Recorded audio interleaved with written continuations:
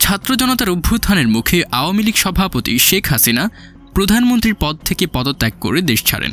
বর্তমানে তিনি ভারতে রয়েছেন। শেখ হাসিনা পালিয়ে গেলেও ভয়াবহ বেকায়দায় পড়েছেন আওয়ামী লীগের এমপি মন্ত্রীরা।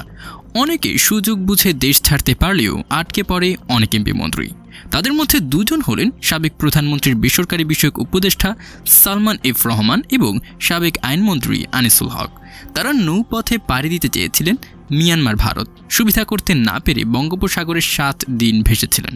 পরে গত 13ই আগস্ট পালানোর সময় রাজধানীর সদরঘাট এলাকা থেকে গ্রেফতার হন তারা। গ্রেফতারের সময় যা যা ঘটেছিল তাই নিয়ে থাকছে আমাদের আজকের এই আয়োজন। রাজনৈতিক অঙ্গনের নানান ইতিহাস ও তথ্য পেতে আমাদের চ্যানেলটি সাবস্ক্রাইব করে বেল বাটনটি প্রেস করে রাখুন।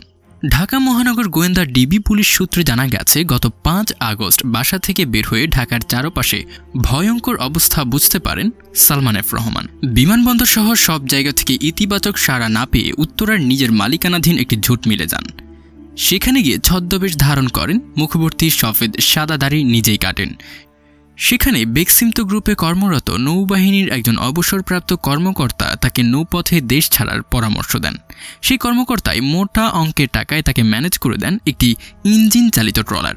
রাজধানীর 300 ফুট সড়কের কাঞ্চন ব্রিজ এলাকা থেকে ওই ট্রলারে চড়েন সালমান। সঙ্গে নেন স্যাটেলাইট ফোন, বিভিন্ন দেশের মুদ্রা এবং প্রয়োজনীয় সামগ্রী। সঙ্গী হিসেবে ডেকে নেন তার ঘনিষ্ঠজন সাবেক আইনমন্ত্রী আনিসুল হককে। নৌযানটি চলে যায়